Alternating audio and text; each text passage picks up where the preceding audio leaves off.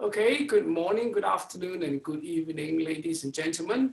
Welcome to this month's joint meeting of the Hong Kong Study Circle and Hong Kong Philatelic Society, sponsored by FIAP, the Federation of Inter-Asian Philately. And as you can see, I put a logo at the bottom just to thank them for sponsoring the meeting. Yes, it's good to see so many of you joining the meeting. And we have a very strong lineup tonight with three or four presenters who's going to give us an in-depth presentation on the Japanese occupation period and the immediate post-war period. I think I would like to invite the first presenter, Philippe Orsetti, who's going to tell us something about the Japanese occupation period, branch offices, etc. So, Philippe, are you ready? Yes, I am ready. Thank you. Yes. I am sharing screen. Can you see it? Can you see my screen? Okay, let me just put my screen down. Okay. Apparently, it tells me that I share. No, okay. No? Yes, there you go.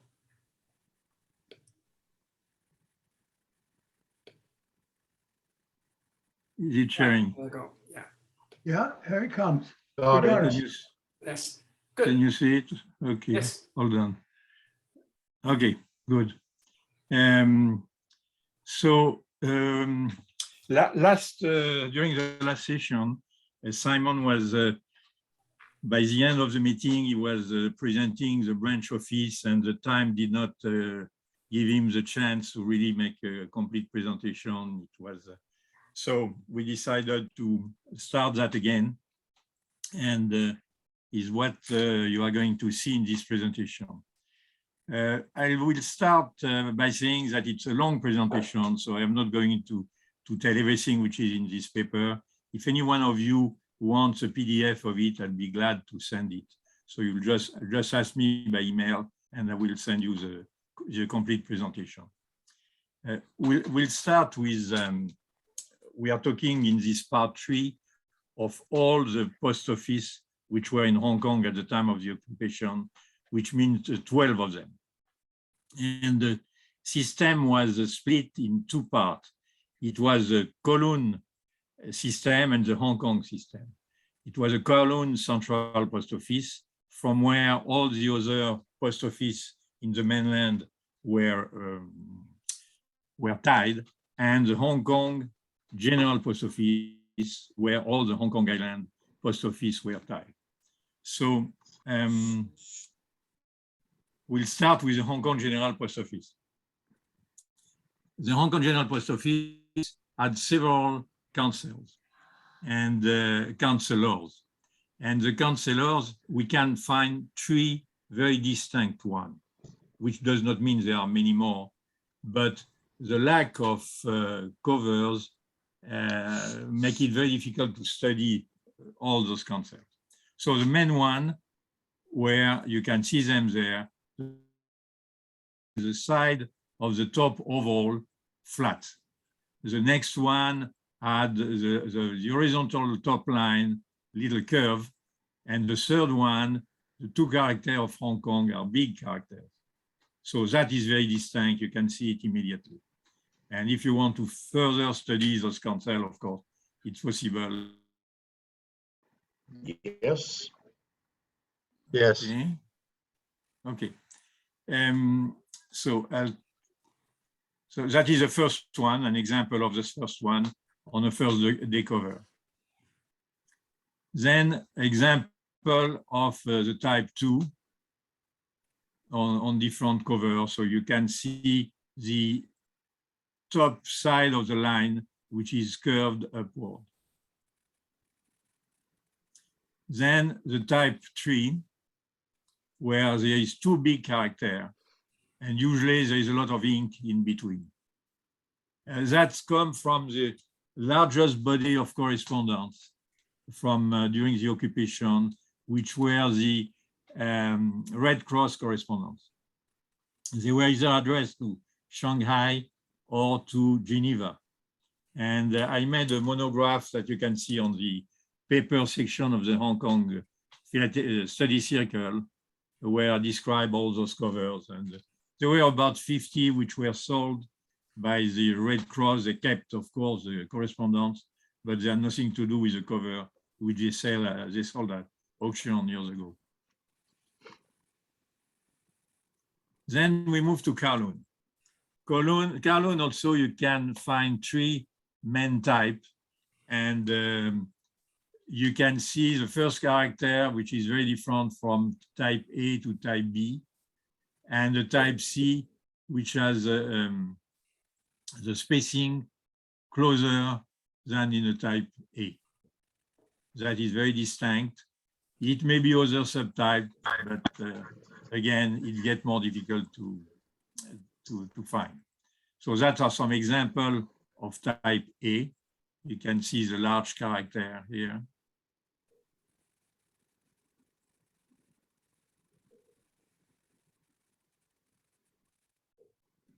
Then we move to the type B, which I think it was used as an arrival marking because you see it mostly on the back of the covers.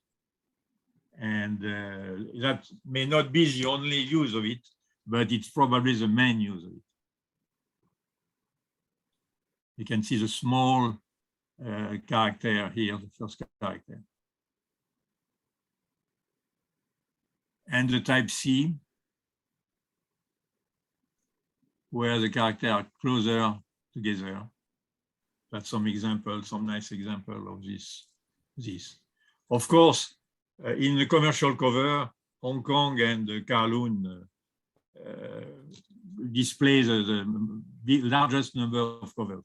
After that, when we are going to move to the small post office, there are very, very few covers now. So we move to the branch office, and we'll start with the branch office in the Kowloon Island. The first branch office beside Yumpu. And this one, we know very little about it.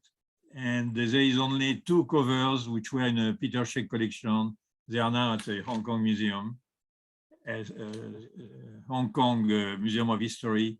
And Simon were gracious enough to try to get those pictures. The first one is probably Philatelic. The second one is not very, very clear, but it's apparently a good one. It was the reason for which it was very little cover from this area.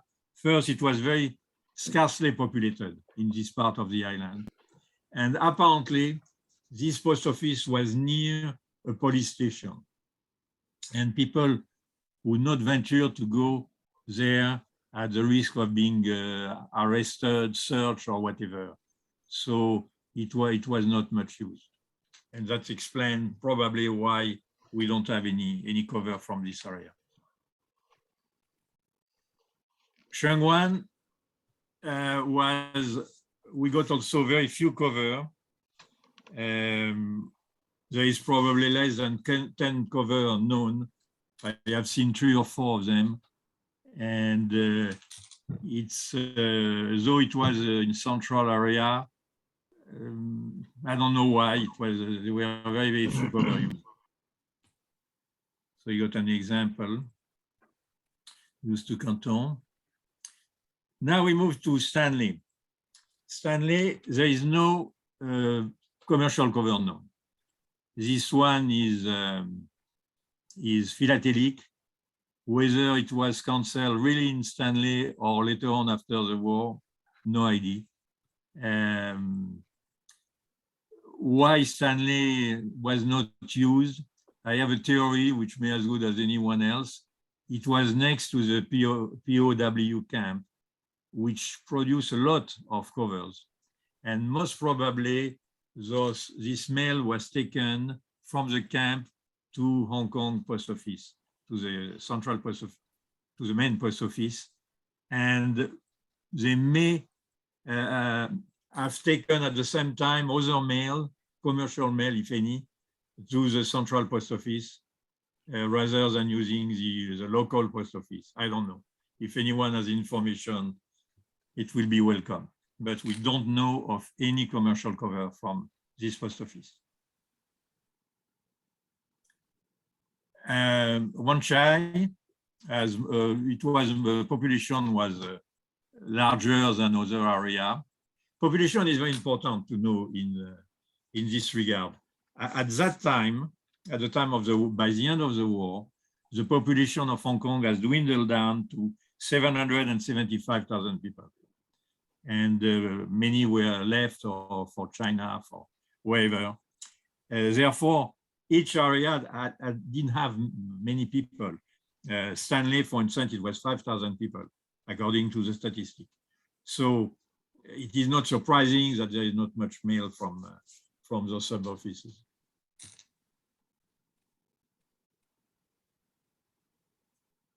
Okay, now if we move to Kowloon, we move to Kowloon now. And the first one is Kowloon Tong. Kowloon Tong, there are a small body of cover which are known. And there is a correspondence from this gentleman here and with some registered covered.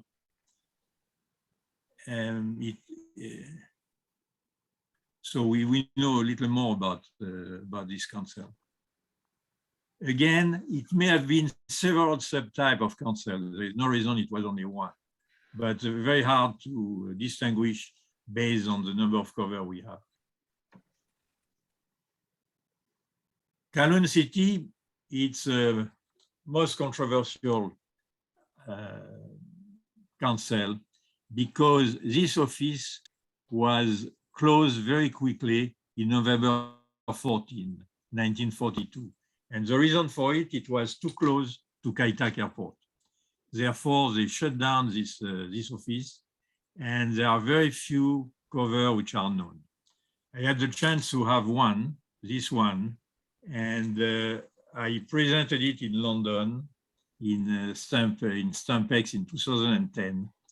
It was challenged by the judge, and which kept me from having a gold medal. I got a large vermeil, and they wanted a certificate of authentication. So I sent it to London for this.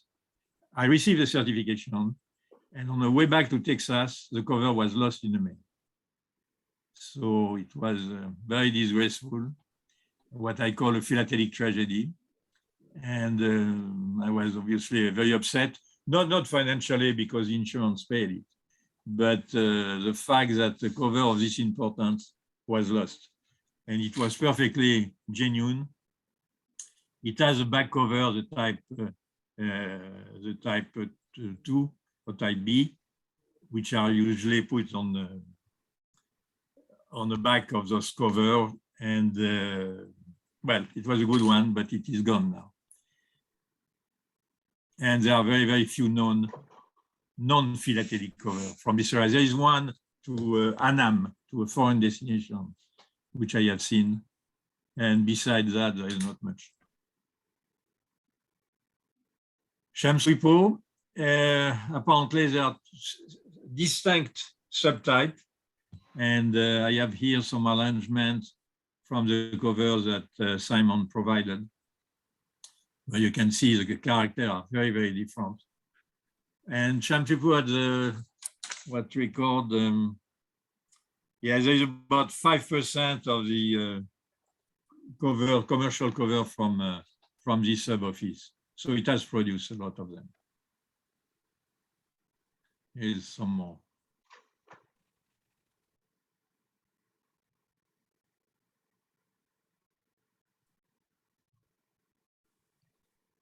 Unlong, which was in the north part of the new territory, difficult of access.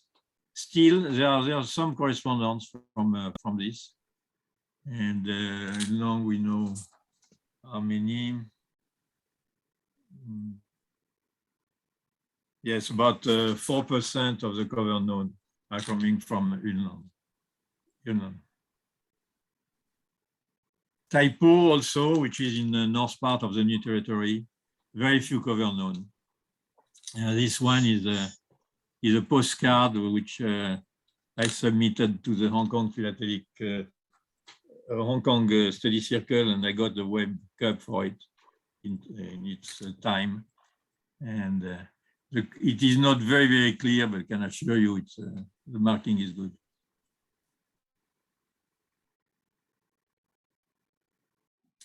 Yomati, there also, it's this area was a little more populated than the outposts, and there are several known. And there again, we know some subtypes, but again, not enough cover to make a real study.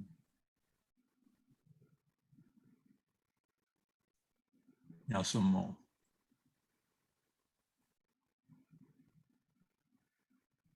So here again, if you want to have more detail of those cover, I'll be glad to send you a PDF if you request it. That is the end for this part 3 presentation, which we coordinate with Simon and John Tang, and I thank them for their help there. If you have any question, I'll be glad to try to answer. Yeah, thank you very much, Philippe. It's an excellent presentation, and it's actually very good to see so many commercial covers instead of the usual, more numerous, I would say, those grayish airmail covers from the character known as Dalutes. So it is really an eye-opener. Any questions from our members? Yeah, and I'm Simon, and well, instead of questions, in fact, I have a few comments. Yeah, regarding the Saint Kun cover from Polar Q, and I'm not 100% sure, but I will intend to believe that those covers from Polar Q in fact are philatelic covers which were handed back at the counter of the branch post offices. One obvious point is that there is no backstamp of Macau in those covers, because usually basically most or nearly all covers to Macau will have a Macau backstamp, but I have not seen any Polar Q covers sending to Macau are having a backstamp. But I believe those covers were posted or cancelled on that day as indicated by daystamp and at that branch offices. And this is the first point. And then the second point about current city, yeah, and I heard that the strategy from Philip a long time ago, but I forgot his point. He just mentioned that the cover was criticized, but by the expert committee, and I'm not trying to criticize that cover because with all those years collecting Japanese publication covers, at the first glance, I really believe that the cover is genuine. And what I want to point out is that that there was an exhibit on Dalu's covers in Hong Kong Stampex 2017, and I doubt whether any expert or any member from the expert committee has criticized any of those Dalu's covers. If this current city cover from Philip was criticized, then I'm wondering why there was no criticized from any expert committee from the Hong Kong Stampex 2017 on Dalu's covers. The third point about Saint Kun and Yamati covers, and in fact, Philip has shown the subtypes. In fact, the first subtype, the early one, was recorded in use in 1942, and because of usually from all those genuine covers or commercial covers is not that clearly seen, not the same one, I mean the Yamati and the Shamshui Po. And in fact, John and I has examined all our covers. And in 1942, basically all the Shamshui Po or Yamati covers, the subtypes of those branch of that two branch offices, in fact, are having a dot between the Chinese word Kowloon and Yamati or Shamshui Po. Yeah, and yeah, if you examine those base stamps here, you can see a dot between Kowloon and either Shamshui Po or Yamati. That's for the early types. And then yeah, for typo, and in fact, I've seen a similar card to prisoner of war camps, also having the typo date stamp, similar to Philip's postcard. And as I remember correctly, yeah, it is now in John Tang's collection. Well, that's all my comments. Thank you. Great, good, thank you, Simon. Anybody want to ask any questions or comments? I have a theory about the lack of covers from Stanley. You notice that all the other branch post offices have Chinese names, and the Japanese, of course, translated them into their language, so they have the Japanese equivalent name. And I think the Japanese probably wouldn't have a equivalent name for the English name Stanley. And that might have something to do with the fact that they wouldn't process mail from there and send it to the GPO. Just a theory, but it's a thought. It's the only one that's got an English name. Yeah, interesting.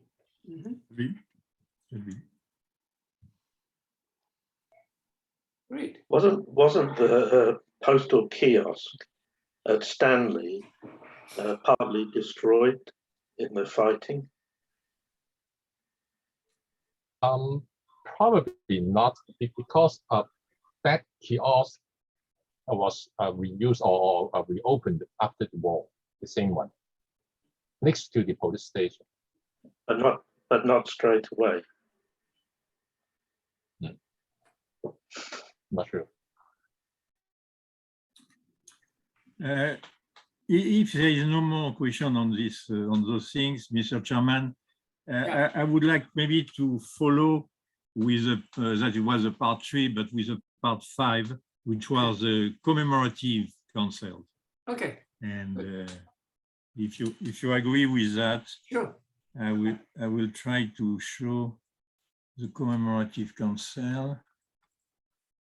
Let me see, because during the war, again, it was some philatelic issues, different issues, and you certainly all have seen them, but that will be a recap. And again, this PDF presentation is available if anyone wants to have it. It was a folder and postcard which was issued showing the harbor. And that was for the first anniversary of the Greater East Asia War. So it was the greatest East Asia War started with Pearl Harbor on December 8, 1942. So the issue this folder, which was available in Hong Kong. We can find it cancelled with different cancel. This one is Hong Kong, and it was widely distributed. It had some postcard inside. Showing Philip, you yes? need to stop the sharing first. And then share again. Okay. We're not seeing the picture. You don't see it? No. Ah, yeah. Okay. Yeah, unshare first. Do you new share? Yeah. Stop sharing this presentation first. And I stop sharing the other one. Yeah. Yeah, right. That's it. Yeah. Let me see. Do you see it? Yes. Yeah. Okay. Okay, very good. Sorry. So I start again. So here is a folder which was issued for the first anniversary of the invasion of Asia and the bombing of Pearl Harbor. And inside this folder, there were some So you can see the folder with some cancellation, and it was some postcard in it. One showing the scuttled Tamar, which was never scuttled, but never mind. The racing horse here, and you can find those postcards with different cancellation on the back, and all made the CTO, obviously. And then it was some commemorative cancelled. The first one is a controversial one. It was in a collection of John Cho. It shows the Hong Kong and the Shanghai Bank building with a bayonet here and the helmet there. This is the only cancel which is known. Was it a postal cancel? Was it just a commemorative stamp? There is not much information. It has been an article on that subject, which was published in Japanese Philatelic, which doesn't shed much light on this very special concept. Then it was a series of cancel illustrating the harbor with the Japanese plane, zero plane there in foreground. They were issued in different places at the same time at Hong Kong General Post Office and here is in Kowloon and Kowloon Tong.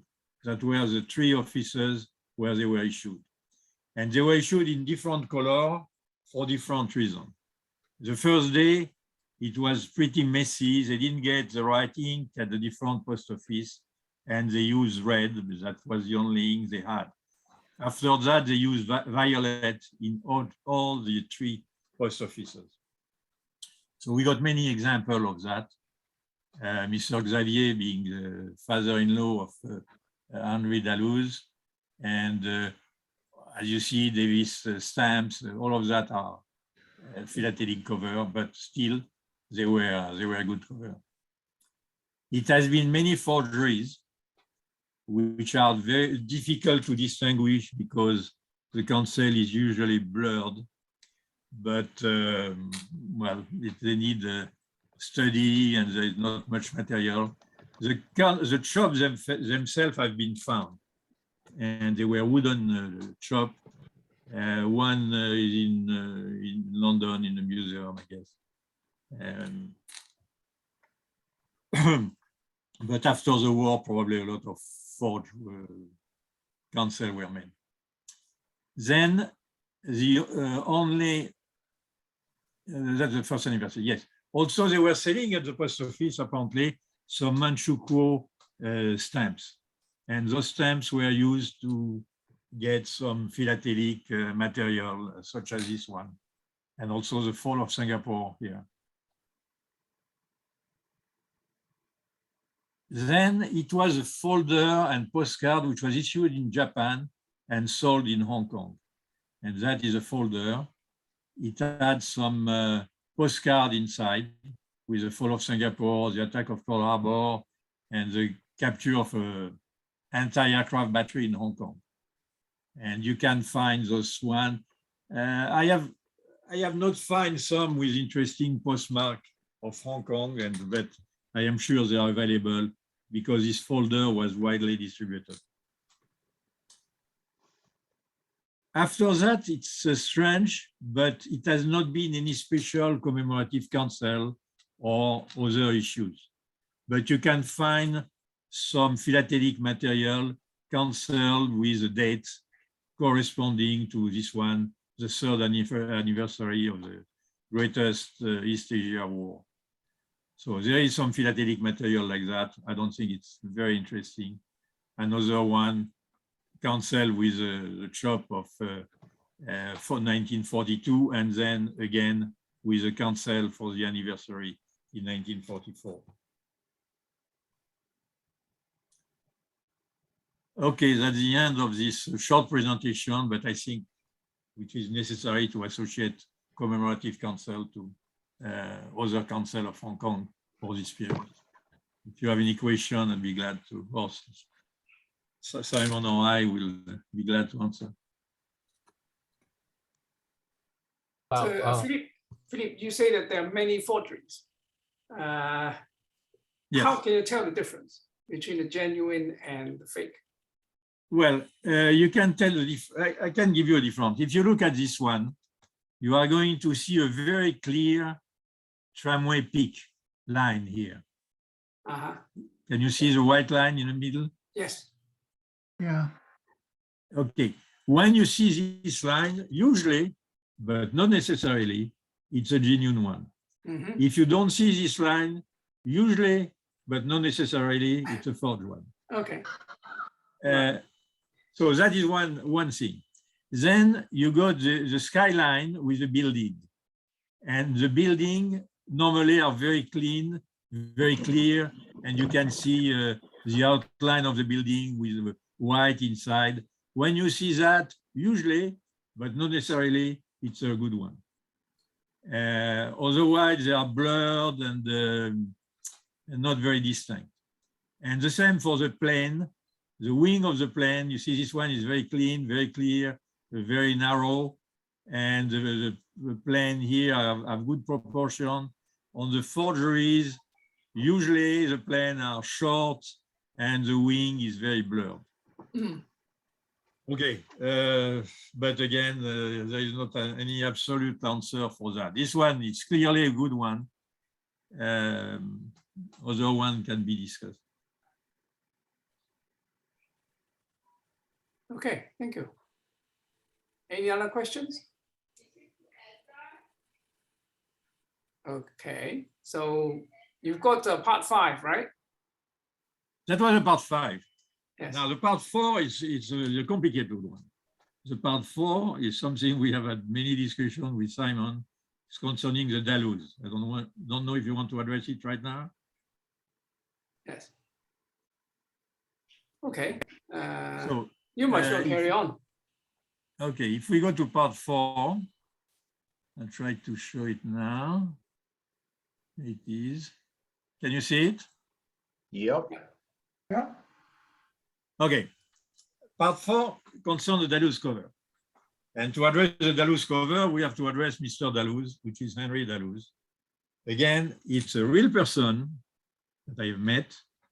He was at that time at the Hong Kong Philatelic Society. He was participating. If it is, or he was the forger that everyone has described, I don't think that Christopher Dalmada would have accepted him in the club, but that's a side question. He was employee at the Hong Kong Canton and Macau steamboat. He was a philatelist. He had a large collection. He sold some before the war, during the war, after the war. And he had written a memoir after the war, obviously, but he had written a memoir which was given to his son. His son gave it to Ming Sang, and Ming Sang published it in his book that you may have seen. That book called Hong Kong Japanese Occupation and Mr. Henry Dalloz. In his memoir, he explained what he did during the war, how he went to the post office, how he brought a batch of 50 covers to have them canceled because he thought it would be a good investment for after the war. And so that are facts. And after that is the interpretation of those facts. And among the cover after the war, it was found that it was some anomaly, and such as cancel, which were on stamp, which were canceled before they were issued, and things like that, which brought a big shade on all what he did. So the matter is very complex. You may believe what he wrote, you may not believe it. You may accept some of his cover, none of his cover, all of his cover. So it's a very complex situation. Again, I did this presentation, which is available as a PDF to anyone who wants to have it, and we'll go through that quickly. Here are some cancels I got from N.C. Yang in 1970. which were cut off from Dallou's cover. And among them, it's interesting. So that gives you an idea of the 12 post office in which he went. And one of them is a Kowloon city. You can see it here, dated 17/11/10. And it was another cutoff that I had from Kowloon city, which I sent for expertising, and which came back a genuine counsel from Lois Evans, from chairman of the expertising committee of the International Society of Japanese Philatelic. So you may want to believe that or not, I don't know. I give you only the fact, you'll do whatever you want with it. That is the cover from Dallou's, which is forged with the same 17/11/10. That is not the format that Dallou's used to use. It has a 5-cent stamp, which was very expensive at that time, and unlikely to go on a cover like that. The cancel may be genuine, but it may have been used after the war. Who knows? Who knows? So that's example of the problem we face with the unrecovered. Commemorative cancel. Here are the cancel from the one we just saw, addressed to Mr. Dallou's. He was going to the post office. Actually, he was like many other collectors. He had some cover being cancelled. You may not believe it, but I think it's certainly a fact that he had to. He had nothing much to do in Hong Kong except surviving, and he could go to the post office to have his cover cancelled. So here are a few examples of commemorative cancel. See, you can see here the skyline, very clear skyline. You can see the peak, which is the peak tramway. That is a genuine cancel. This one too, there is more ink, but it's correct. So he had all those cancel, those commemorative cancel done. And then that is some of the controversial cover, which shows that the date of this cover precede the Admiral Togo issued in Hong Kong. It was issued on April 1742, and this cover is dated March 42. Now, how is something like that can have happened? If you take it like that, you say, okay, that's a forgery. And so we don't discuss it anymore. But you can also think that they could have been made after the war. Okay, so it would be also forgery. But it could have been made during the war, because I don't think at the post office they were very precise in the date they would put on their cancel. And you could also think that the date from the cancel was wrong and they should have put 6 instead of 3 or something like that. So who is going to prove anything which way or the other way? It's almost impossible. I put it in this document, if someone requests it, I put the bibliography on the Dallou's related article. So you have some article on beware, this one, for instance, from Robert Spalding, whom I had some exchange of correspondence, saying stamps postmarked a year before they were printed. So that part of which destroys the reputation of Dallou's. So you got all those articles, including the one from our friend Simon here, which were produced in the Hong Kong Philatelic Society in 2005. So you can refer to all those articles if you want more detail. So let me get back to where I was. After that, the postage is used. Okay, this one, for instance, from Collington, which is an early one with a correct 5 cents. I don't see any reason for which this one would be fake. All this first day cover, it was many first day covers, not only by Dallou's, but by other people. And there is no reason for which this cover would be fake. It has almost all the stamp except the 1 cent, which also favor the ruling that it was a real cover, because the 1 cent, the yellow 1 cent stamp was sold out very, very quickly. They didn't have many at the post office, and you had no time to go buy the stamp, prepare your cover, and come back for the first day to have it on the cover. So that also is not a proof, of course, but is a little bit of evidence for which I wouldn't doubt a cover like this one. So he was using, again, single stamp, multiple stamp, pairs, and block, which he described in his memoirs that he was doing that because some collector like pairs, some collector like blocks, and okay, so after that, some high value. I have more doubt on the high value because the high value were expensive, mostly on 1943.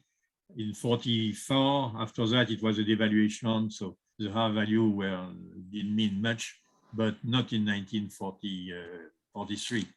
So I doubt those covers are correct. Besides the format, for instance, of this cover, I have never seen another cover like that with a plane going in that direction. Very unusual cover. So I suspect those are.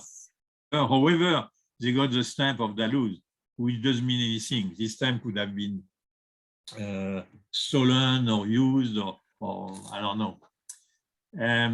So the characteristics also. The critics of Dalloz cover say, oh yes, but he did not go by the rules that you had to show the addressee and the nationality and so on. In fact, he did.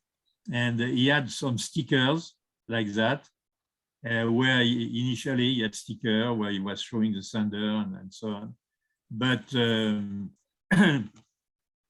stickers are very fragile. They hardly stick to the cover, and most of them have disappeared. Then the format of the cover, it was criticized in some of that I have referenced in the bibliography, that those covers were not available during the war and so on. So that's nonsense. Here is a cover which was cancelled in December 41, and is the same format as the one used during the war. Those covers existed before the war, and he used them even after the war when the post office reopened. So he was going at the post office all the time. He picked up the last hour of operation and first hour of operation. He was tied up with some postal official, and he produced many philatelic covers during and after the war. So it was different formats, and I put those two together on purpose to show you that the same cover apparently, but it's not the same size. It was a small size and it was a large size. And so use all those formats. Then there's some plain paper. Plain paper, I doubt of those covers. I'm not sure. There are not many of those, and I'm not sure he produced those ones. And it was seldom used cover, like this one where you see the plane is going to the left instead of going to the right. Usually those planes are going to the right, and this one is going to the left. So I am not sure this one was produced by Henry himself. And it was on plain paper also. Very few used on plain paper. I don't know why. But, so also I doubt those covers. Then there is the story of the code. All those covers were marked on the back. And he did that most probably because he was doing 50 covers at a time. And so that's a lot of cover. He had to have a way to account for that. And the number on two identical covers from the identical place, he used the same code. Now, if you put the date and the number in and you sort it, you realize that there is a correlation.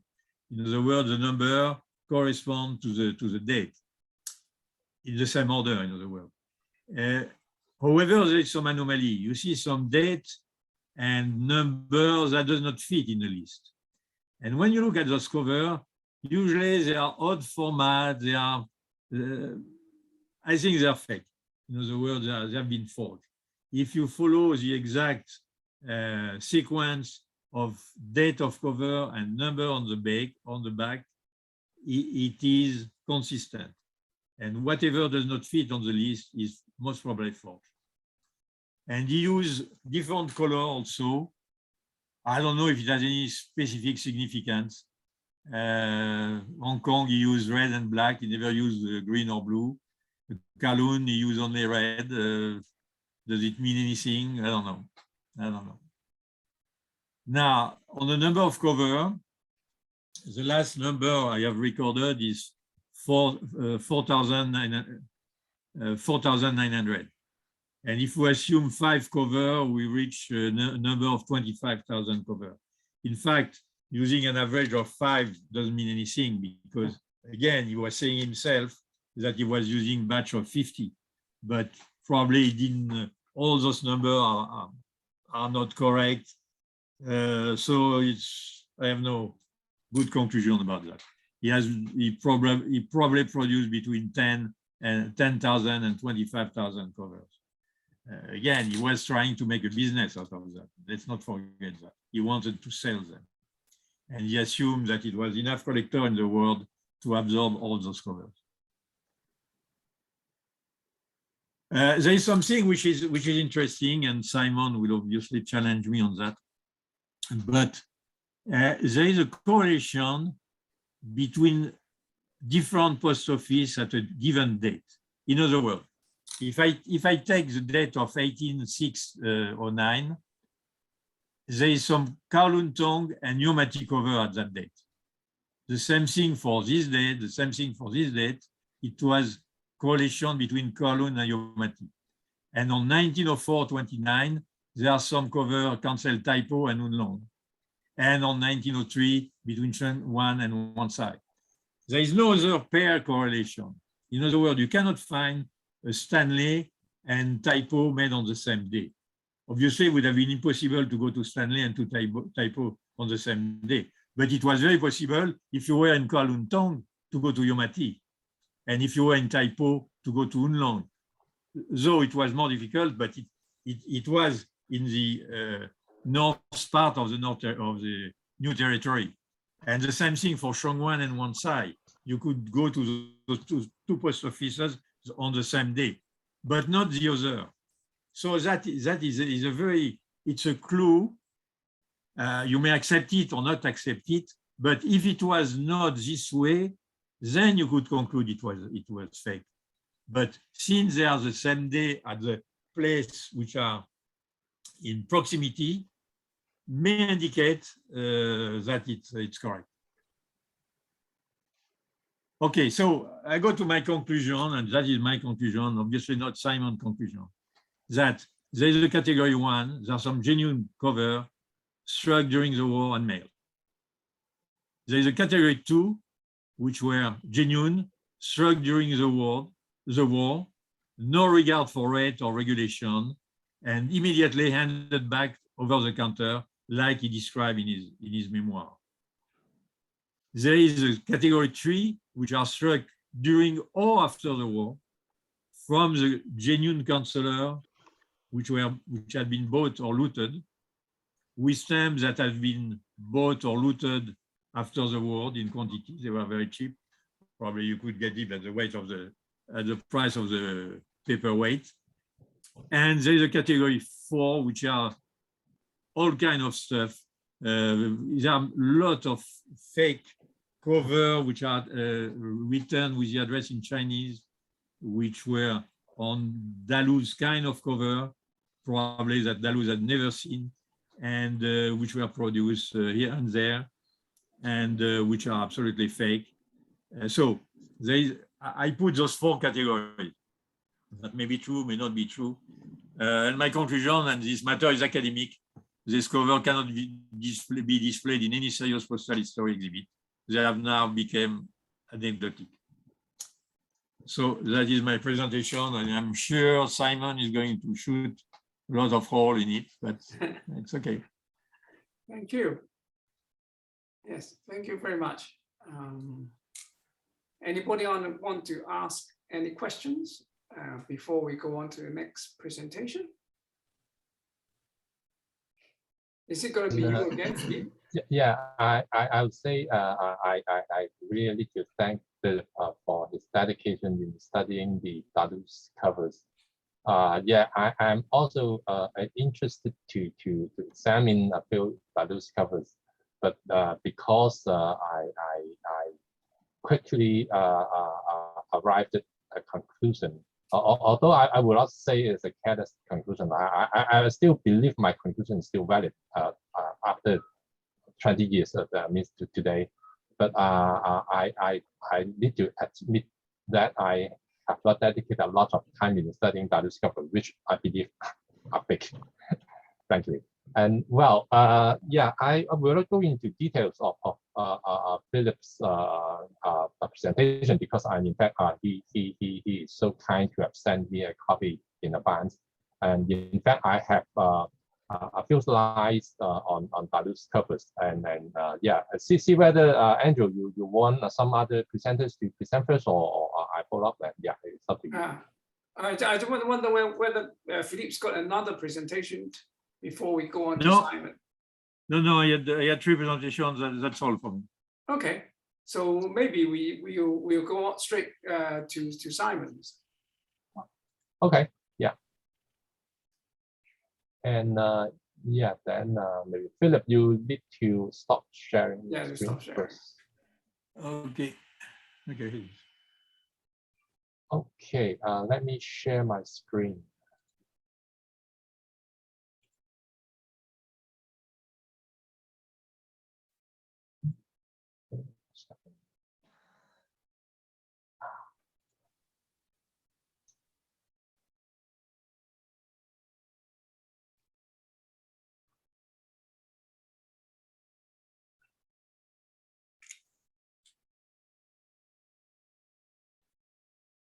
It seems that my computer is not working. Well, let's see what's happening.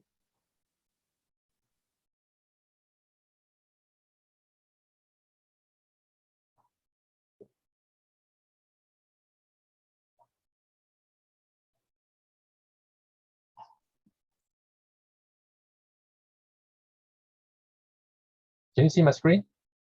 Yeah. Yes. Okay, right. And okay, last time, in fact, when I was presenting the branch offices, I posed a few questions or queries, and let me revisit two of those questions first. And always in my mind, I would like to know whether Dalus has visited all the branch offices by himself. If yes, by what means? By foot, by bus, or by train? If no, then who produced all those covers, thousands of covers for him, and how? And who was helping him? The rank or position of that person in the post office, the number of helpers. If someone was helping him, then I would be interested. Although I know that no answer. The frequency and means of exchange of the material and the money. And then second question, why are all the cancellations so clear, neat, tidy, and clean? And did Dalus purchase all the stamps and prepare the covers before the visits?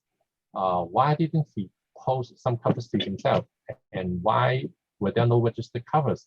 Because you can see that he put on a lot of stamps, and most of them in fact were overrated. And how could he exempt from strict adherence to postal regulations by all branches? And how he obtained almost identical quality of the postmarks from 1942 to 1945 for the period of more than 3 years? And in other words, how could all those involved the postal class were so cooperative? And in fact, I think most of you are aware that there exists a lot of double covers. For example, the cancel dates predating the stamp issue date, and then some covers in fact are underrated. And then and there are some interesting covers with the stamps affixed in exactly the same configuration on the same type of envelope. And also there exists some Sunday or public holiday covers. Okay, 2 main words, and let's see the first thing. Covers with same configuration. This cover is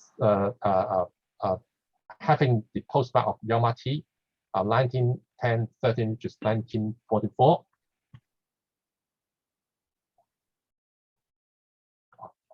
And then you can see the cover on the right.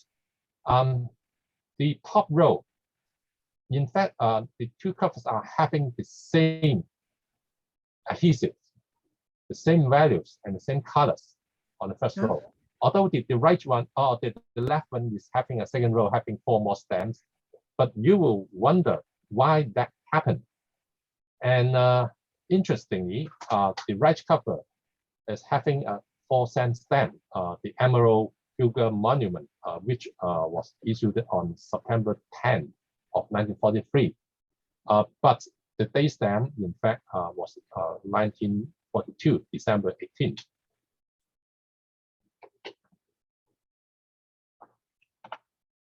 Okay, look at this cover. There's no Dalus address trop, but it can easily be recognized that it is the usual or one of the most having the largest quantity type of envelope that Dalus was using. And there are some I guess it's Japanese characters written in pencil, and I cannot interpret what it means. But in fact, it is a Dalus kind of envelope, but without the Dalus address trop. Do you think it's a genuine Dalus cover or a fake Dalus cover? Okay, let's see this one. Having the same configuration, all the stamps, all 6 stamps are having the same configuration. This one as well. Oh wow, this one, the 2 1-cents on the top right are in fact swapped the position. One more, another one. These covers are basically having the same configuration of stamps, but the date range, in fact, are from March of 1944, 30th of March to 26th of August. So I'm wondering whether all those covers were produced in one batch at the same time. Probably the answer is yes, because if it is just if the adhesives were randomly affixed, then the chance of having so many same configuration covers, in fact, are very, very little. Then yeah, it is something strange. Underrated. In fact, I also found a lot of underrated covers having the Dalus address trop, like all these ones, 2 cents instead of 5 cents, and then 4 cents instead of 7 cents, and 2 cents instead of 7 cents, etc., etc. And yeah, the date range from 1943 to in fact 1945. And if one argues that oh wow, those covers in fact are philatelically made and handed back at the branch office counter, I would challenge that assumption, because in fact as a branch postmark collector, in fact I have visited all 120-something branch offices during 1994 and 1997. And I cannot imagine the post clerk there could allow me to produce a handbag or or philatelic cover with the adhesives not enough to pay the prevailing postage rate. In fact, underrated covers, I do not believe those postal class will accept giving you or producing those philatelic covers for you if your cover is underrated.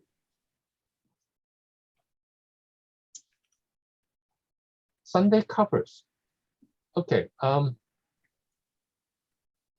There exists also some covers from those having the dilute address chops, and the dates, if we check against the calendar, in fact, was a Sunday, like these two, 19/2/20, which means 20th of February 1944. In fact, was a Sunday, and there were branch offices open on Sundays, and I do not have the formal notification or the newspaper clippings, but according to Chen Po Hong, and the branch or the all post offices will open for half day on Sundays from 11th of September 1944.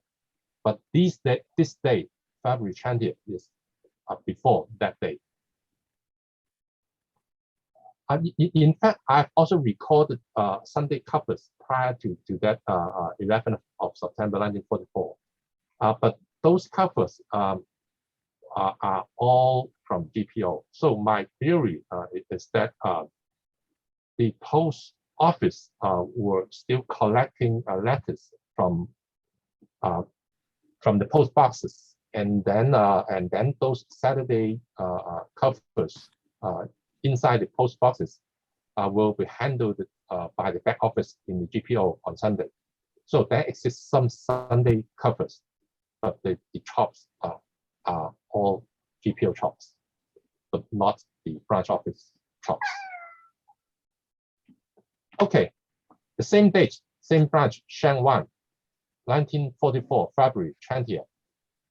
This one, you can see two or a pair of 7-cent stamps, and this 7-cent vermilion and mirror toggle stamp, in fact, was put on sale on July 2nd, not February 20th. Public holiday covers. In fact, I was using a pen name called Collect Hong Kong for Kowloon when I'm writing articles on this letter. In fact, I wrote a few articles on this event in 2005, and mentioning this journey from a person traveling from McDonald Road to Central, and then cross the harbor to Tsim Sha Tsui, and then walk up to the bus station in Mongkok, and then took the bus to Yunnan, and then trying to further to go to Taipo. But I would like to tell you that it was impossible. Firstly, the date, 29th of April 1944, in fact, was a holiday because it was the birthday of Emperor Hirohito, and the reign we usually call Showa, and he was born in 1925, and so it was a public holiday, in fact. And on the other hand, traveling from Hong Kong to Yunnan was not an easy task. I have seen some arguments or explanations from some collectors or in fact Ming Cheng, saying that in modern days he mentioned that he could visit more than 100 branch offices within the same day, but it was war period, and the social condition or the situation in Hong Kong, in fact, was very poor during those days. And I would, here is the page. And because I did not have enough time to prepare more detailed information about the situation of Hong Kong and the overall conditions during that period. And I just picked up some paragraphs from Chang Po Hong's book on those transportations during that period. And I translated those paragraphs. And you can see that since 1943 and up to 1945, in fact, the available transportation, public transportation in Hong Kong, including Kowloon and New Territories, in fact, was very, very limited. And in February of 1944, only 2 bus routes remained, and only the civil service on duty could get aboard those buses. And on the Kowloon side, only 1 route remained, and that route was from Tsim Sha Tsui to Waterloo Road. And in April 1944, only 1 or 2 motor bus vehicles remained and was running in peak hours only. And the frequency is 30 to 40 minutes. And then the third paragraph mentioned about the using of fuel, and because of normal fuel was basically exhausted, or the Japanese needed to save more fuel. So coal was used as a substitute, and the vehicles need to be modified in order to accommodate those coal as a fuel, and that modification could easily causing damages to the vehicles. And then in May, the fare increased greatly, and the New Territory, the only route traveling to the New Territories from Mongkok via Yuen Long to Shanghai, and then from Shanghai to Fanling, in fact, is 20 yen. And the rate, if I remember correctly, is 1 to 4, which is equivalent to $80 during the pre-war days in 1941. And then, yeah, and from time to time, the bus service would be suspended, and then when conditions permit, the bus service will resume, and only civil servants could use the bus service. And yeah, those are I just would like to paint a rough picture of the situation in Hong Kong, or the availability of public transport at that time. So to my understanding, traveling from Hong Kong to Yuen Long is very, very difficult. Even if you were so fortunate to catch on that bus, which was operating on that day, after you have arrived at Yuen Long, I just wonder how one could went further on to Tai Po. It's impossible to my understanding. And how could he went back to his home in Hong Kong Island at McDonald Road after visiting Yuen Long and Tai Po, if he could visit that 2 places consequently on the same date? Okay, Philip mentioned about some plane covers not usually used by Dalus or not usually seen, and the left one, in fact, was just illustrated by Philip, and this is in fact the same as the one on the right, but the one on the right, in fact, is now in the Hong Kong Museum of History collection, which was the Peter Scheck collection.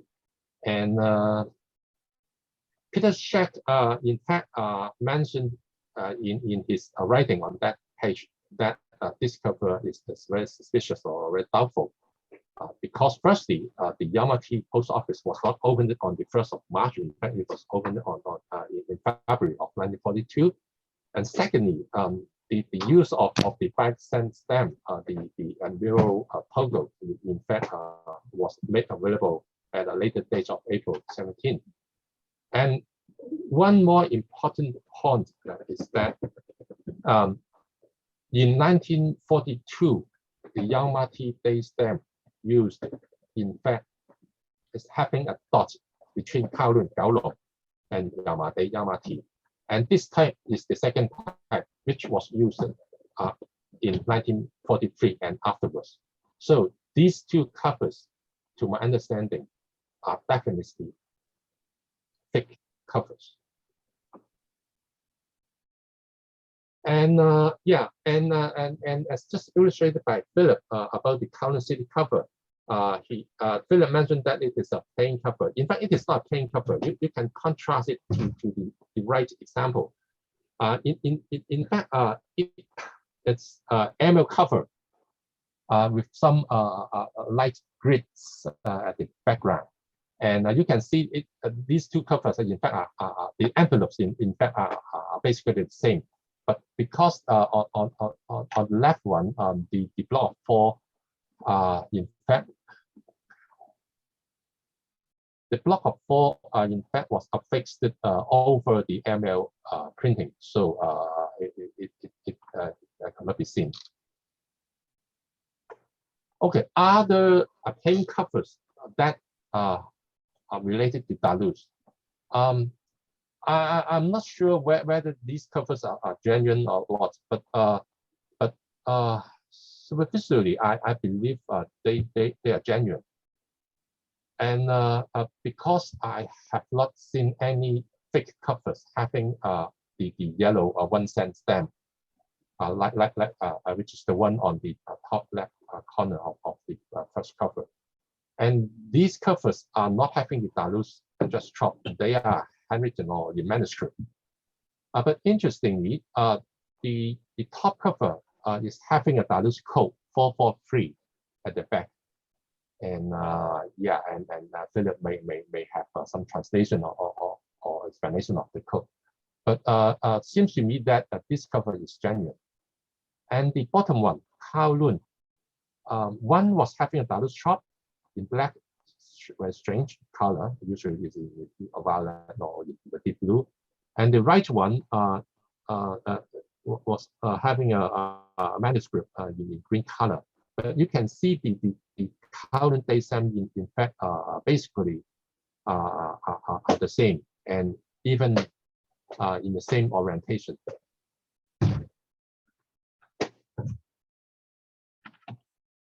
And more handwritten or Dalus addressed in manuscript. The left one, top and bottom. And because that cover belongs to me, so I scanned also the back of the cover. It was written sender H. Dalus 62 McDonald Road.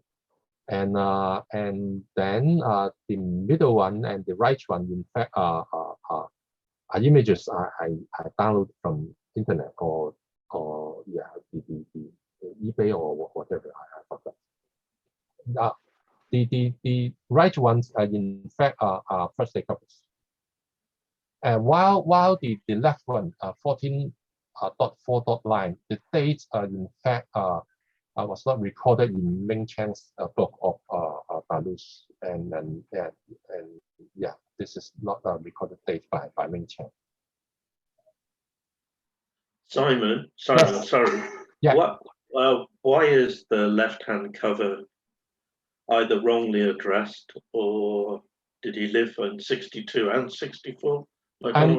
Well, I think it's the same mansion, having two flats adjacent to each other, and so or maybe 62 belongs to his relatives or his wife's brother or whoever.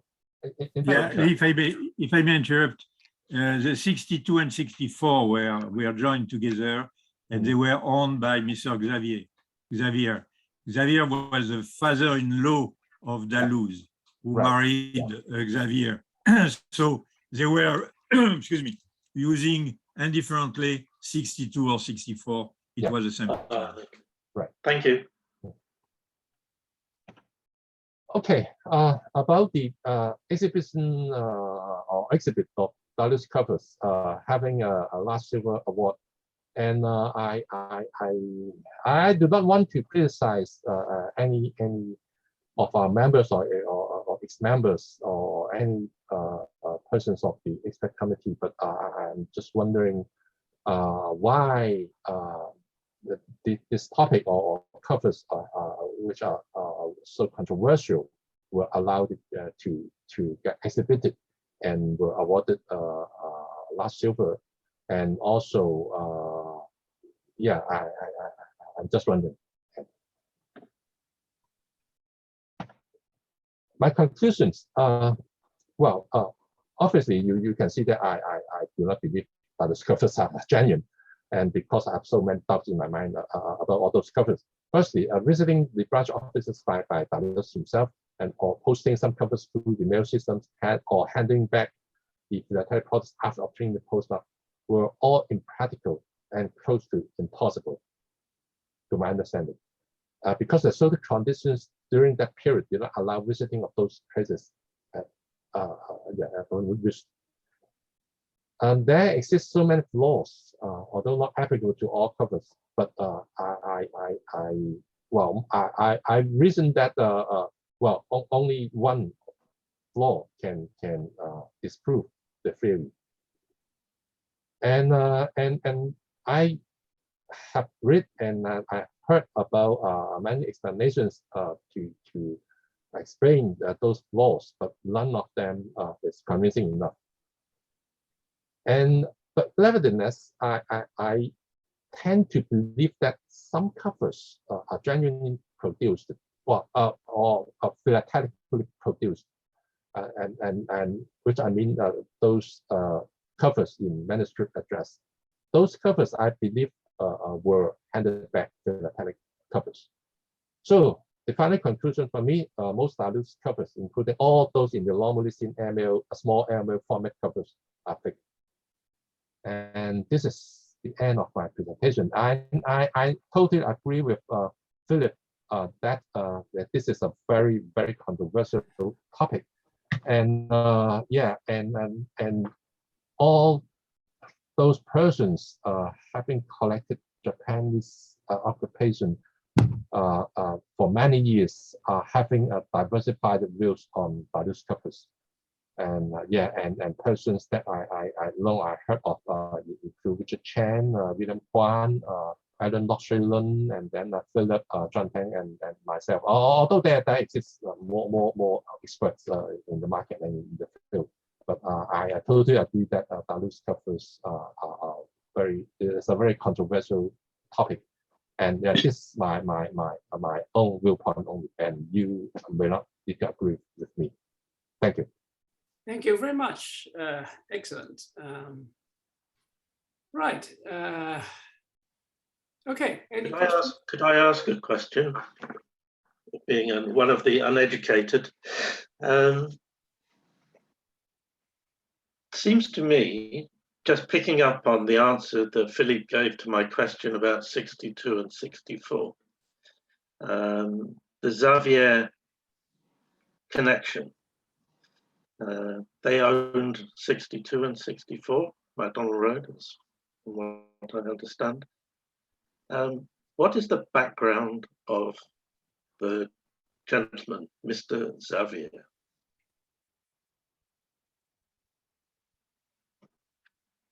Anybody know? Well, I don't exactly know what he was doing.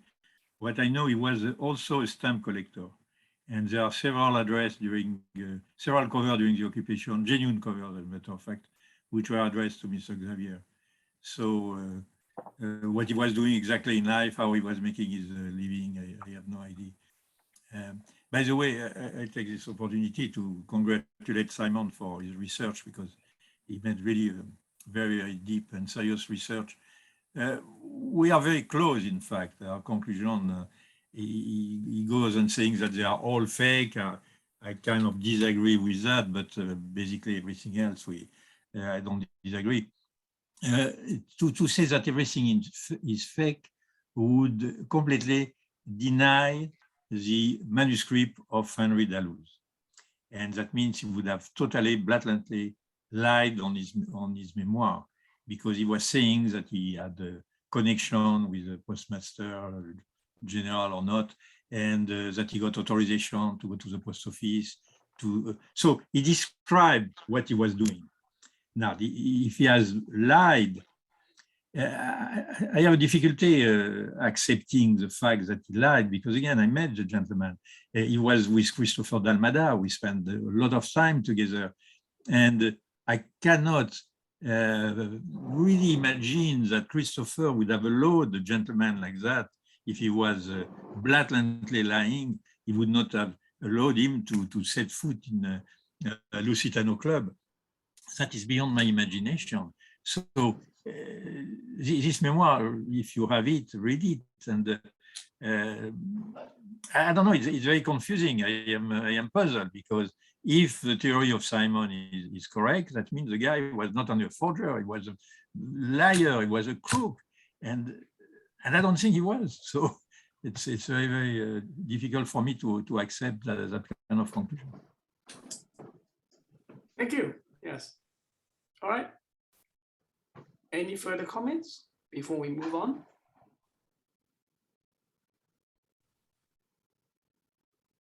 No? Yeah, one more comment. And in fact, Philip has shown a cover having the Christmas Day. I mean the 25th of December 1941.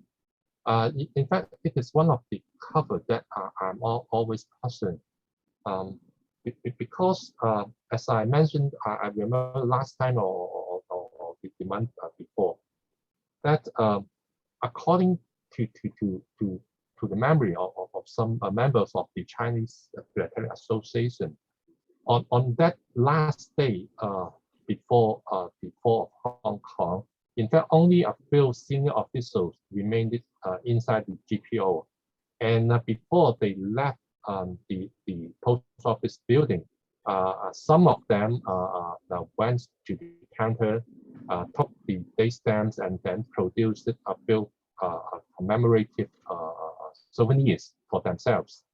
In other words, there was no counter to produce handbag or philatelic products for Dalous. It's impossible for Dalous to go to GPO and get the 25th December 1941 date stamp post-market and then have it got back. It's impossible. Then why do those covers exist? I'm still wondering. But after checking the last or the Christmas Day covers, which is now in the Hong Kong Museum of History collection, and another one which seems to be genuine, which I found on eBay many years ago. The position of the time slot loon, in fact, were different. All the Dalous date stamps or covers, in fact, was having the loon shifted to the left, while the two, I believe, genuine ones, in fact, have the loon slots shifted or close to the right side. So I have no information, but I'm guessing that even that Victoria Hong Kong chop was obtained by someone after the war. I have no proof on that. Just my guess. Okay. Anybody want to go some comments? Okay, thank you. Thank you, Simon, for your excellent presentation. So I would like to say thank you also to Simon, if you don't mind. He did an enormous research on this subject, and he has really to be commended for that. And yes, I really appreciate what. yes. A round of applause. Thank you. Thank you. Yeah, thank you. Right. So and Andrew, yes. Just one question. Perhaps I should ask you privately. Why were you not in the expert committee of the 2017 Hong Kong I actually resigned from the Hong Kong Philatelic Society at that time. Oh, yeah, that's why. That's right. There were 2 years I actually left the society, at the committee of the society.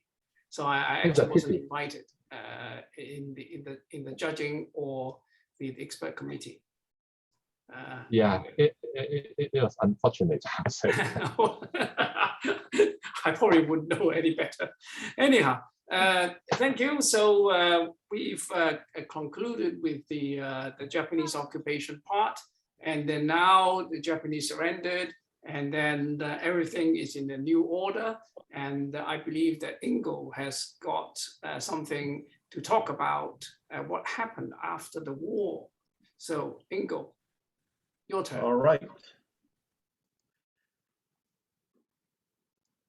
I will just share the screen, and I'll try to go through this as quickly as I can. So this is a adoption of my one-frame exhibit entitled Hong Kong 1945-46 Post-War Restoration of Postal Services.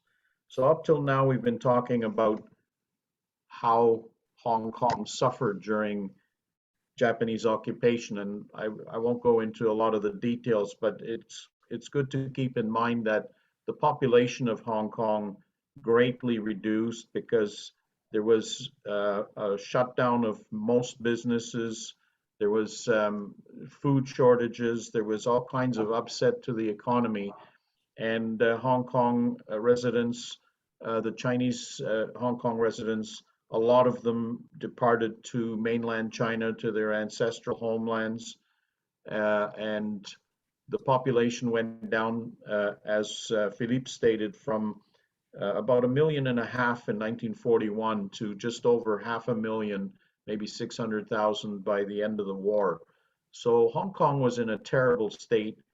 And like I say, I'm not going to go into all the details of that, but this exhibit is to show how quickly Hong Kong returned to commercial activity and the different phases of when the Japanese occupation ended after the surrender, and how the Postal Service supported the restart of Hong Kong's economy and how it quickly grew then.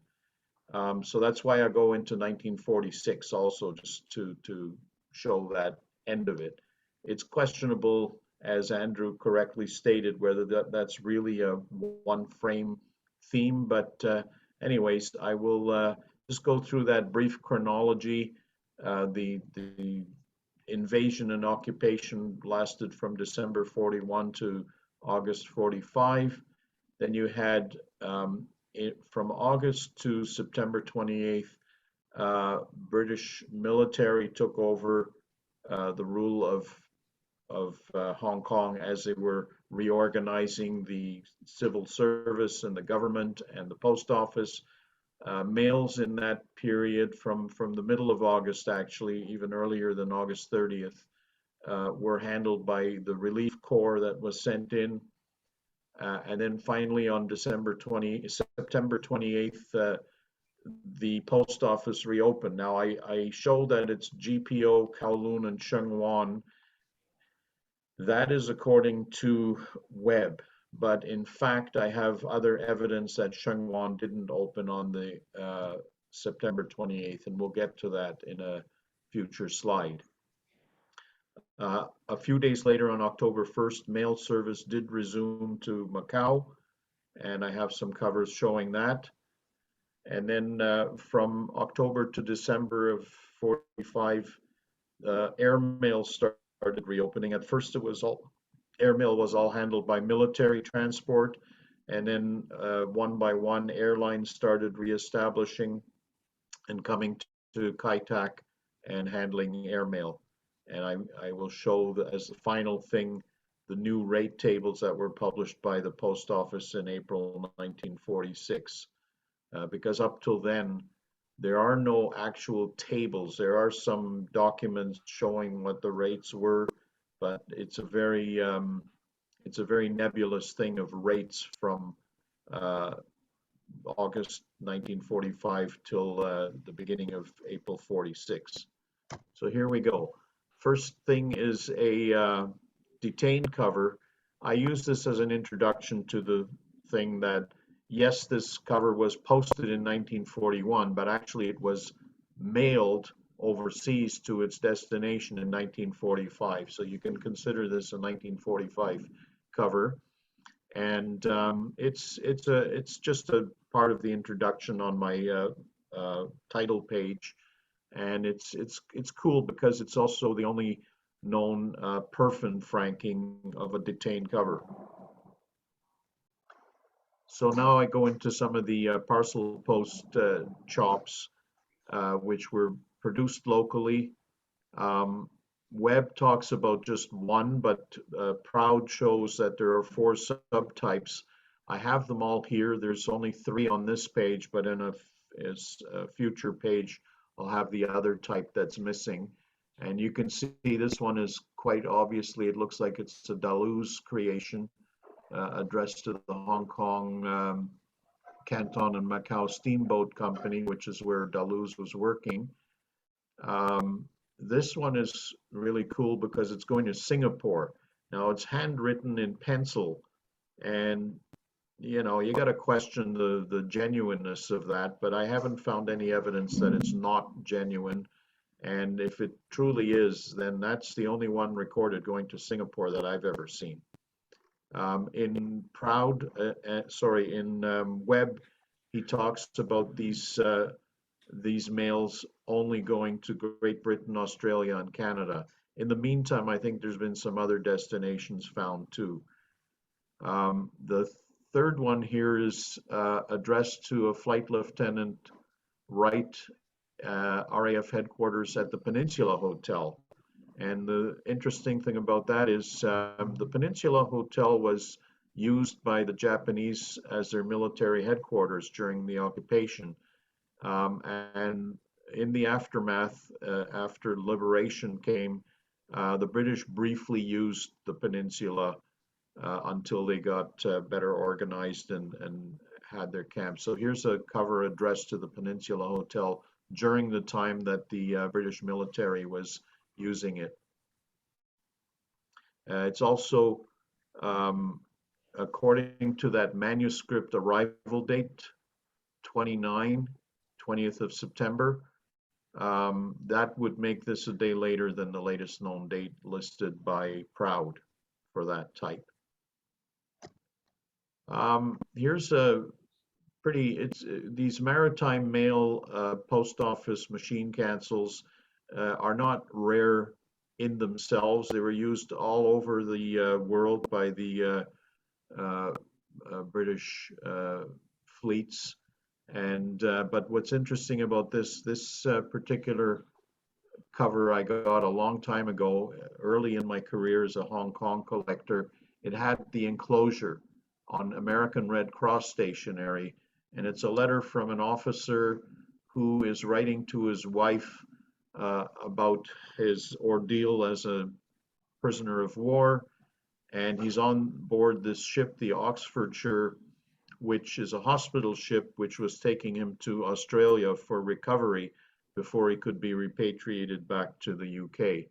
And it's a really heartrending letter about how much weight he lost and so on. It's really cool that I got the enclosure with that. The cover in itself, like I say, is not really rare. Then we had the opening of the post office, and I originally was showing the very common September 28th, first day of post office reopening from GPO, but Kowloon did open on that day too, and they had a little mistake in their chop. They had the thing, the Hong Hong chop. They misspelt Kong to Hong. And I acquired this relatively recently, and of course it looks suspicious. It looks like there might be a stamp missing. It looks, you can't tell why is it only 2 cents. 2 cents would have been the local printed matter rate. But I did get it certified by the Royal of London, and they said it is genuine. It's a genuine Hong Hong, but it's of philatelic use. So that canceled. They discovered the error about 3 hours into the day, and then replaced it with a modified Hong Kong, Kowloon Hong Kong cancel. So the fact that this one is said to be genuine is a lucky find for me, because there's not a lot of these around. Then we get to the opening of service to Macau. It's only a few hours of sailing, 4 hours sailing at the time, before the days of hovercraft to reduce that time. But it took 2 days to get there. There's a receiver on the back showing that it got there on the 3rd of October. It's showing that even though things were opening up, there was still a lot of upset in the system, and things weren't moving so smoothly. This is a very curious cover. It's impossible to rate it. It's 65 cents. I mean, I put it together and it would be something like 14 times weight, and it just doesn't make sense because it's a very small cover. So it's pretty well purely philatelic. It's addressed to a Royal Navy engineer, and care of the Fleet Mail Office. But what is good about it is the fact that these cancels are earlier than Proud by a couple of weeks, and the R2 Postman's Beat Chop is much later. That chop was not known to have been used after the occupation in 41. So this proves that it was still around at that time. It's, like I say, it's very likely to be a philatelic cover, but also registration at that time in November 1945. There's not a lot of registered covers anyways, but a local registered one, this is the only one I've ever seen. So even philatelic, it's still a significant piece of postal history. This is one of the prizes of my collection of this subject. I remember I got it at a Hong Kong Stampex that I attended. I can't remember which year, maybe 2014 or maybe earlier than that. One of the Hong Kong shows I was lucky to attend and meet with Andrew and the gang. And one of the dealers had this cover, and I had to have it. It was not cheap, and but it was just too beautiful to pass up. It's got $1.60 worth of postage going to Macau, and that's a 20 times rate. And the size of the cover and the fact that it's a bit creased and everything tells me that it probably had enough content in it to make that a correct rate and to make it a commercial cover. It's the first day, again, that 1st of October, 1945, that service to Macau resumed. And again, this one shows 2 days transit. So there must have been either a tremendous amount of volume of mail going to Macau those days, or maybe just the post office wasn't properly set up yet to get it onto the ferry to Macau, but it took 2 days to get there. And of course, it's got a large block of my favorite 8-cent stamp.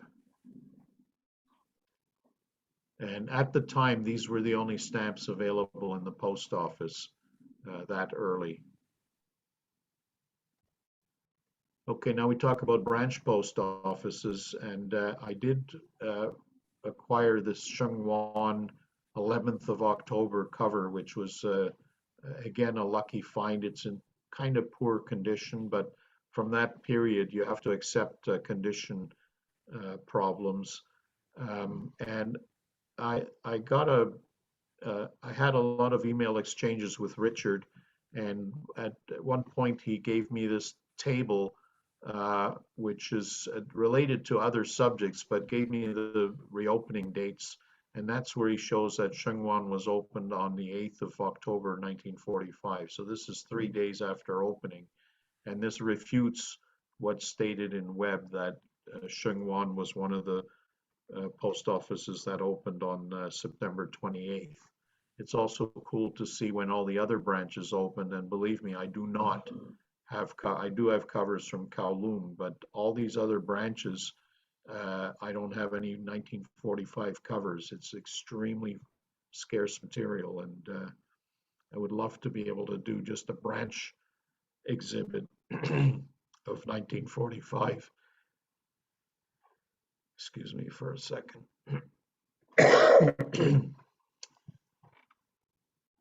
So the next one is we're now looking at overseas mail in October and November. There was a 20-cent rate to the UK, which I don't have. I would love to have that, an example of that rate. Richard brought it to my attention, and I'm definitely looking for that. They applied the 30-cent rate to overseas non-empire countries, so this is to the USA. They're both to the USA, and both 30 cents rate. You could see this is a commercial cover from a business, Rely Chemicals. So we're talking here 18th of October. It's about 3 weeks from the time the post office reopened, and they're already starting to talk about business. And then here's again a business cover going to the Chamber of Commerce in Los Angeles. The beauty of this one is the 30-cent perforated 14.5 wartime printing, which was put on sale in late 45. We don't know the exact date, but it was demonetized early because there was a new issue of commemorative of definitives, and the 30-cent ultramarine took it over on April 9th. So this had a pretty short-lived period, that stamp. Another 30-cent cover, this one going to Switzerland. It's a French trader, Mr. Caudron, who was involved in the textile trade. And there's a manuscript pencil marking by the SS Arawa, and I looked up the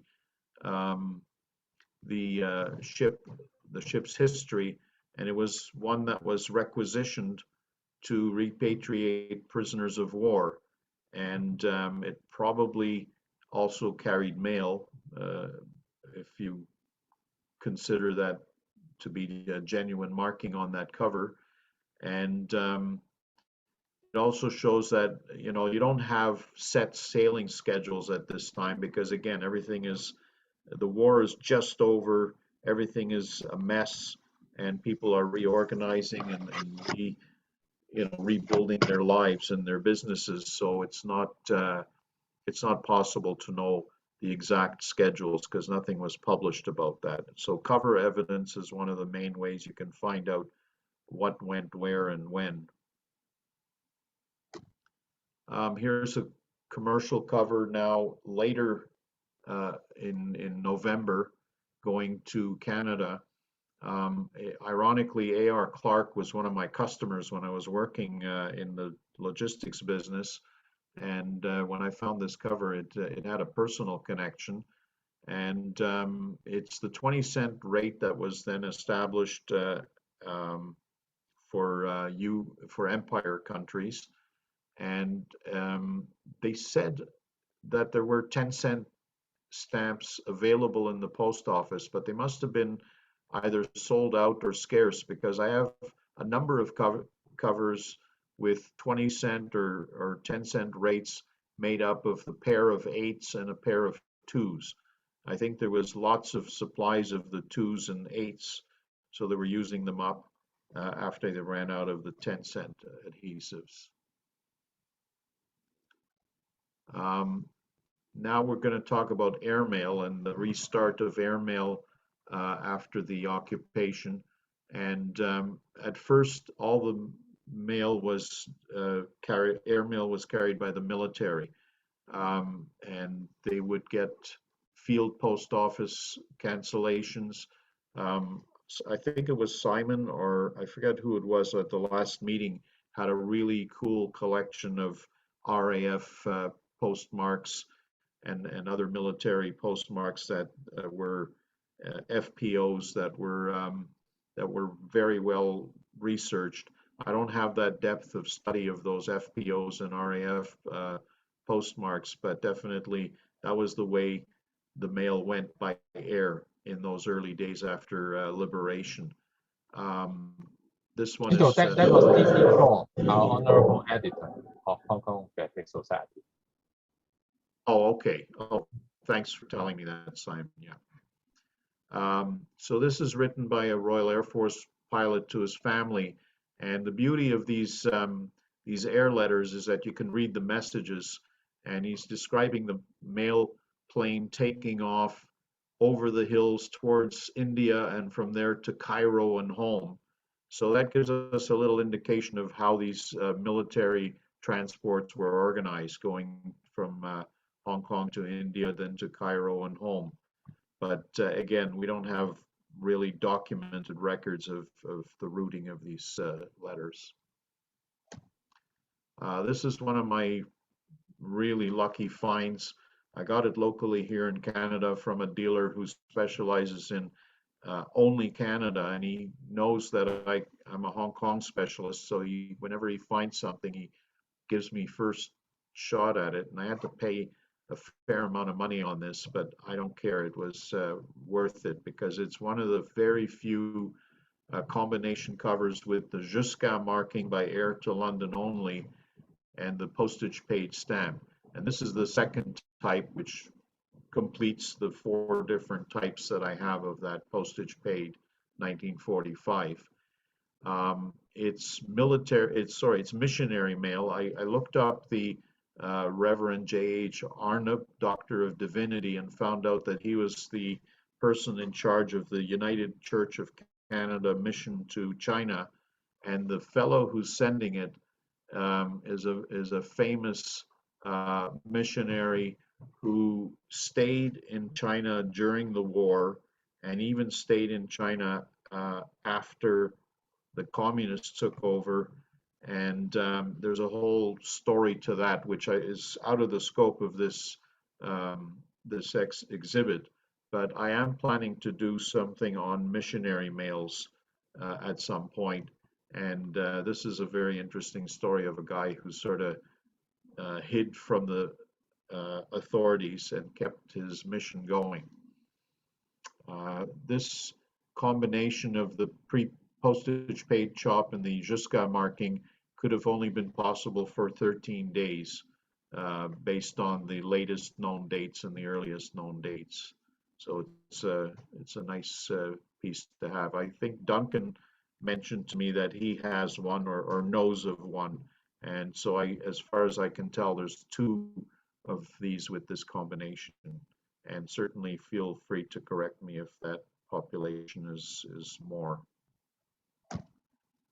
Another Armed Forces letter. This one has no actual postal markings, so you have to just gather the information from that this examiner to make sure that everything was kosher with the letter, and the contents. And the contents are a Canadian sailor who managed to get on to the HMCS Ontario after liberation, and he brags that this ship was carrying the commander of British forces in Hong Kong, Major General Sir Francis Festing, and because of that august person on board, they got preferential landing into Hong Kong Harbor so that they could bypass the backup of ships, because at that time everybody was sending ships into Hong Kong to send supplies, send men, and also take out prisoners of war and so on. So it was a really busy harbor, and they got preferential landing rights to get the Major General into Hong Kong. He also mentions that his duties when he got ashore included going on patrol parties to prevent looting, because there was inflation and there was also a rice shortage. So it was quite a interesting time in Hong Kong after the tragedy of the Japanese occupation. It was still a mess there. This is an interesting piece that I acquired from Lee Scamp. A lot of these things come from Lee, not all of them, but certainly there's a number of them that I got from Lee. And this one is interesting for a number of reasons. First of all, it's an OHMS letter envelope that has it typed over and shown to be on active service. So that's fine. On active service is a normal thing. But what's not normal about it is having an OAS letter going to the United States. They were allies, but 99.9% of the OAS mail that I've seen goes to UK or British Commonwealth. So to have one going to the US, New York City, I tried to look up Mr. Irvin Claw and couldn't find anything on him, but it's a very unusual sending going from on active service to the United States. And it's got that nice field post office marking of number 366. So now we're talking about the return of civilian and commercial air services, which gradually started by November. Some airlines are flying in, and this was a period when a lot of Jusqu'à mail was generated. What the post office did was when civilian airmail started again, they instituted a flat rate of $1 per half ounce to any destination. And it was not a problem because there weren't a lot of destinations that they could go to. Things were just getting back to normal. BOAC, the former Imperial Airlines, Airways was coming in, and I believe Air France and the Dutch KLM were coming back.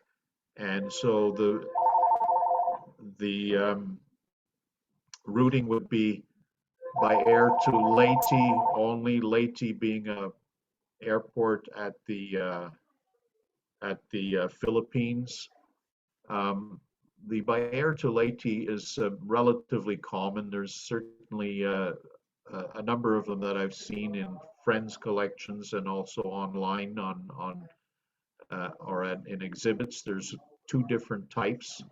I don't have a very beautiful version of it, but it's the only one I have.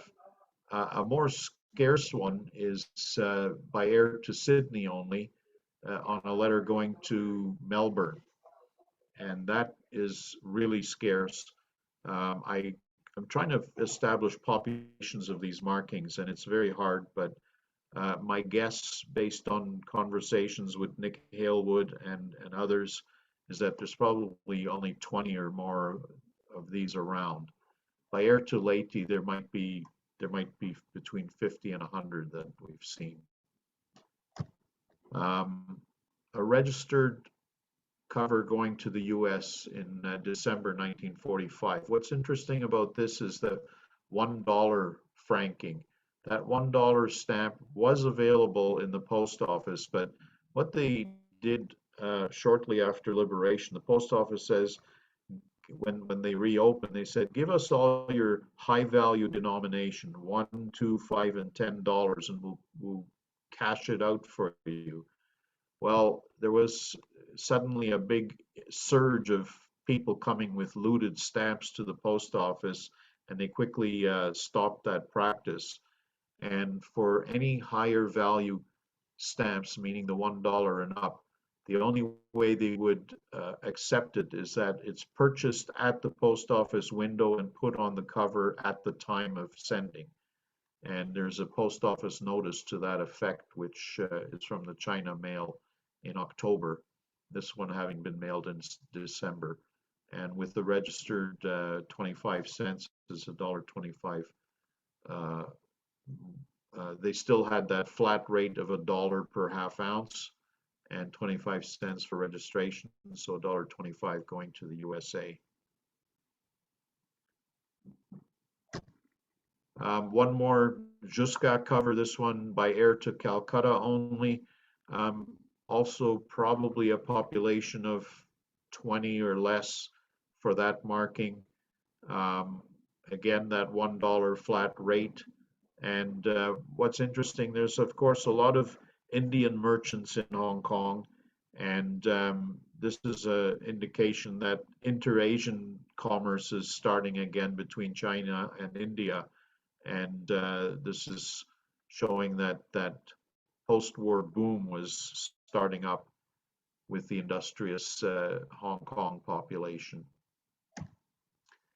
Here's a curiosity. It's curious because why would a forces mail person who would get free postage, free airmail postage, get a postage paid chop on his cover? I don't have the answer to that question, but it was supposed to be free, so maybe it was a favor cancel for a collector, but these are unusual things to have as favor cancel, so I don't have an explanation for it. But what is interesting about it is it's almost 3 years before the earliest use shown in Proud. This was supposedly the earliest date is September 3rd, 1948. So for this chop to have been around in December 45 is pretty cool. But again, I don't have an answer as to why this airmail would have been postage paid, and how much postage was paid is a question too. So now we're into 1946, and we're starting to see some rates. Now, there was a rate table that was issued in in July of 1946. Actually, the first part of it was issued in April, and then the second part in July. And the rates that are on these covers predate those tables that were published, but have their rates. So they gave notice for these particular rates in July in notification 278, and this is in Halewood's book on Hong Kong airmails 1945 to 1997, and this is a $1.20 rate to Empire destinations, in this case Canada. It has a Jusca marking and everything, but that rate officially wasn't in place yet. So it's not the flat rate of $1 to anywhere anymore, but nothing's been published about the $1.20 rate that was made official in July. And the same thing, this one is going to the United States. And again, it's a registered letter, so that's even nicer. But it's just unknown why it would be with the $1.30 rate plus 25 cents registration to make up $1.55 total in March of 1946, when that rate was only published in July of 46. And so here's the last slide to conclude. Now we're into after that rate table was published, and I put an excerpt of it on the letter rate per half ounce, 120 to Canada and British West Indies and general Empire destinations, and $1.30 to the United States and general non-Empire destinations. And so here we have one going to Jamaica at $1.20. Nice destination for that period. And here we've got a double rated $2.60, so 2 times 130, going to Norway. Again, a little bit unusual destination. And business was taking off, and Hong Kong was building up and rebuilding, and as we can say, the rest is history. Well done. Fantastic. I'll Yes, stop sharing. thank you. It was a really fantastic presentation. Ingo, regarding the rate table, where was it published? Was it a post office or? It was post office, yes. It was post office, okay. All right. Yeah. Okay. But have you actually managed to find something in the Gazette or something? Yes, Were the Gazette actually published an earlier date? they were Richard- published in the newspapers. Ah, okay. And in fact, the earlier rates were published in the newspapers too. Actually, I think Ingo is to be congratulated on that's a marvelous exhibit and so on. And I was lucky enough to give him one or two helping hints with it, but it's fantastic. Yeah, I need to acknowledge that Richard helped me a lot. He's very modest, but he definitely helped me with the rates and with the dates and with a lot of those facts, because it was such a mess after the war, after the liberation. The facts are hard to find, and if it's a newspaper article or a government gazette published or post office published, it's very hard to sort that all out because records aren't that well kept from that period. So I really thank Richard for helping me with that. And I'll also publicly acknowledge Sam Chu, who provided me one or two of those covers. So it's sort of a group effort, but it's very gratifying to be able to share that with the group. So appreciate your attention. Not at all. Well, so many things, but I have studied quite extensively 1945 and 1946 and 1947, to be honest. But as usual, I haven't really done very much about it. But I can help you a little bit with your $30 Jusqu'à rates. The way that Jusqu'à rates were put together was to combine an air and a sea rate. So, for example, the $1.20 to Canada would be the $1 air rate plus 20 cents. Well, the $1 would be half ounce rate, and then the 20 cents would be a 1 ounce surface rate. So therefore, yours was a half ounce cover. Up until, don't kill me if I get the dates wrong, but I think the middle of 1946, when they started going $1.20 and $1.30 per half ounce. So the rate before then was a bit of a mystery to me for a while, but then I managed to steal a cover from eBay or somewhere, which was rated at $2.30 to the US. So this would have been a 1 ounce cover. Right. So 2 times $1 for the air plus the 30 cents for the sea. And that's how they used to do it before the war as well. You don't find that many published rates for these combination air-sea type things, air to Londons and so on and so forth. So hopefully that is helpful with that. Cool. For the rate, for the surface rates immediately after the war, then I think one of the or two of the covers that you showed are incredibly rare, because the first surface rates were only ever used to the USA and England, UK, sorry, and I have one to India as well. They were only in place for one mail, one ship. Yeah. And I think I've published some information on that in the study circle, but they're quite rare. And then they changed it they fiddled around with rates Yeah, quite a they did. lot, and they were quite error prone. For example, the local rate, first local post-war rate was going to be 4 cents, and it was actually published as 4 cents and then changed the next day before it actually came into place. I think the reasoning behind that was that they were worried about what stamps they had.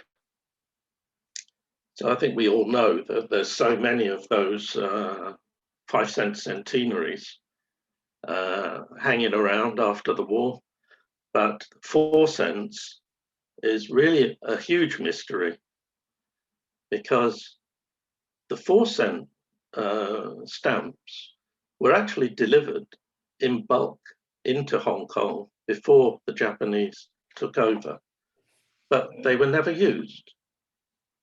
They used the 8-cent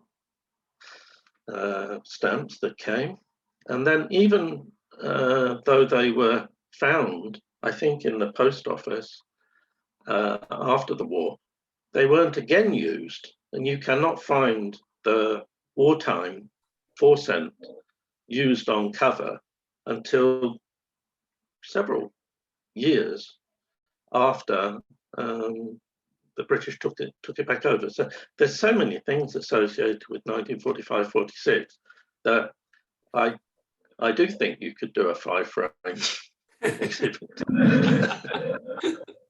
But of course, getting the material is the important part. I just thought that might be helpful. So that's in theory. So if you have enough material, you could develop into a 5-frame exhibit. Yes, I think so. But some of the material is, like